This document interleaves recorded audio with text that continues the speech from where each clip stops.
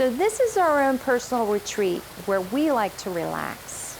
It's really nice to come out here after work and just sit down and listen to the water and watch the butterflies and the birds flying around.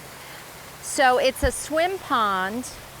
We built this about 15 years ago with the help of our pond expert.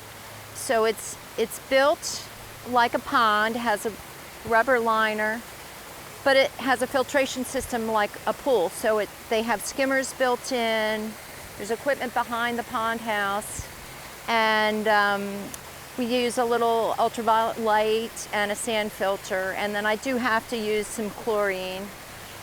So in the fall and in the winter it becomes a pond again, and we run the waterfall and leaves fall in it and frogs grow in it and so forth. But in the summer we have it all cleaned out and we keep it pretty pristine. So we've planted beautiful garden around it, which changes every year. So that's something I like to talk about because things don't stay the same. Trees grow, you get more shade. Certain plants like it there and they move about the garden. But one of my favorites is this Lobelia cardinalis, or this red cardinal flower. Attracts a lot of hummingbirds.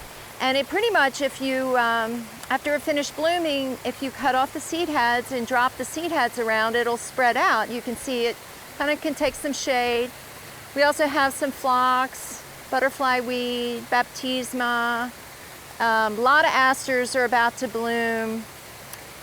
The ground cover is one called Senecio or Pacara, golden ragwort. And that just kind of holds that whole edge down. And it's very pretty yellow flowers in spring. So when we built this, we had a lot of soil left over. And we leveled this area out and built this pond house. And it was a hangout for our kids when they were young and wanted to be away from their parents.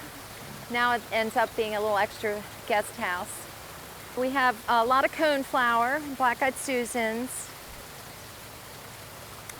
This is calmaris, which is a great deer-resistant perennial, just stays nice and tidy, as is the coreopsis. This is all bluestone work, dry laid on stone dust.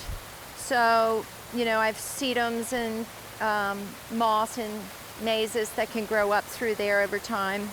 It's been very hot, so the sedum have gotten a little burned here. The bluestone does get hot in the summer. But this is a difficult site. It was a big slope. All we had was a little playground here, you know, 10 feet wide. So this really has transformed this area for us, and we really enjoy it.